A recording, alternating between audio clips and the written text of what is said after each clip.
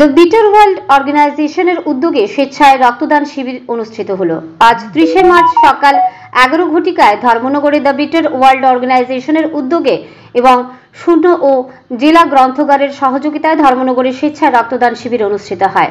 জেলা গ্রন্থাগারে আয়োজিত এই স্বেচ্ছায় রক্তদান শিবিরে অতিথি হিসেবে উপস্থিত ছিলেন উত্তর ত্রিপুরা জেলার জেলা শাসক চাঁদনী চান্দন। ধর্মনগরে জেলা হাসপাতাল থেকে আগত ব্লাড ব্যাংক এবং চিকিৎসক এই রক্তদান শিবিরে উপস্থিত ছিলেন। পাশাপাশি রক্তদান শিবিরে সহযোগিতা করেছেন ধর্মনগরের ভলান্টারি ব্লাড ডোনার্স অ্যাসোসিয়েশনের কর্মকর্তারা। জানা যায় মোট 15 জন পুরুষ এবং একজন মহিলা মোট 16 জন স্বেচ্ছায় রক্তদান করেন।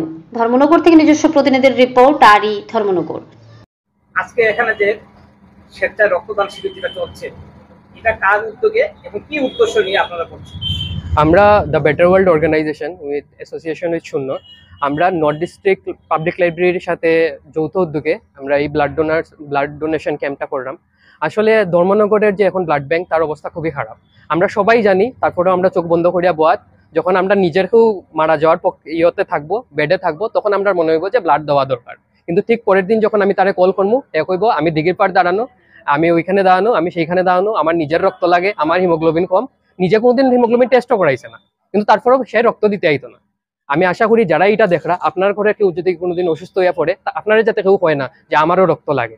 সবাই ব্লাড ডোনেশনের লাগে আগাই আন, আর ধর্মনগরের সবাইরে যদি বাঁচতে লাগে, সবাই হাত সবাই ধরতে লাগবো, ওটাই আমরা মেসেজ।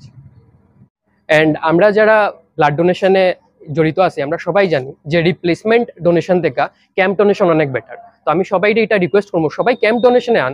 রিপ্লেসমেন্ট ডোনেশন যখন লাগবো, আমরা সবাই আছি।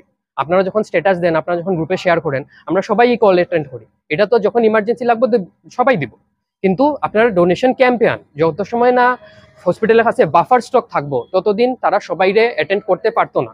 সবাইরে যদি অ্যাটেন্ড করতে লাগে, সবাই যদি সুস্থ লাগে, আপনারা ডোনেশন ক্যাম্পে আন। আর রিপ্লেসমেন্ট ডোনেশন যেগুলো, সেটির মধ্যে আমরা থাকার নিশ্চয়ই চেষ্টা করব।